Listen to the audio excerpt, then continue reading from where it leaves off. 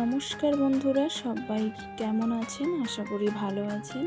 আমিও ভালো আছি। অদ্রিজা রান্নাবান্নায় সবাইকে স্বাগত। আজ আমি প্রথমবার আমার এই ছোট্ট রান্নাঘরে রান্না করছি পায়েস। আর আজ প্রথম রান্না করছি বলে আজ ভাবলাম আমার গোপু সোনার জন্য একটু পায়েস বানাই।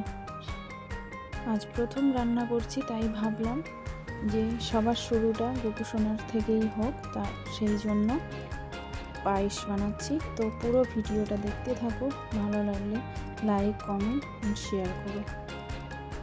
সবার প্রথমে আমি উনুন ধরিয়ে নিলাম, তারপর একটু গরম জল করে বাটিতে ঢেলে নিয়ে দুধটাকে গুলে নিলাম। এরপর ছোট্ট হাঁড়িতে আরও একটু জল দিয়ে গরম করে নিয়ে সেই দুধটা ঢেলে দিলাম। দুধটা গরম হওয়া পর্যন্ত থাক। এবার আমি আরও একটা কাজ করে নেব।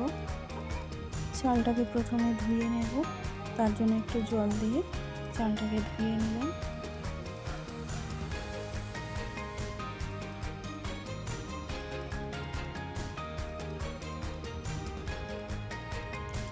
এরপরে আমি হাঁড়ির মধ্যে চালগুলোকে তুলে দেব। ভিডিওটা যদি ভালো লাগে অবশ্যই একটা লাইক, কমেন্ট এবং শেয়ার করতে ভুলবেন না। এরপর একটা চামচের সাহায্যে একটু নেড়ে চেড়ে নেব। দেখো বন্ধুরা, কত সুন্দর ফুটছে। ছোট্ট উনুনে দেখতেও খুব ভালো লাগছে। এরপরে আমি কাজু কিশমিশ দিয়ে দেব। একে একে একটু নেড়ে নেব।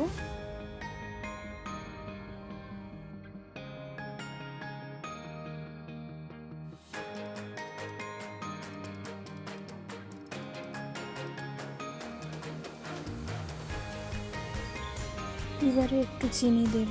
চিনি দিয়ে ভালো করে নেড়ে চেড়ে নিয়ে আবারও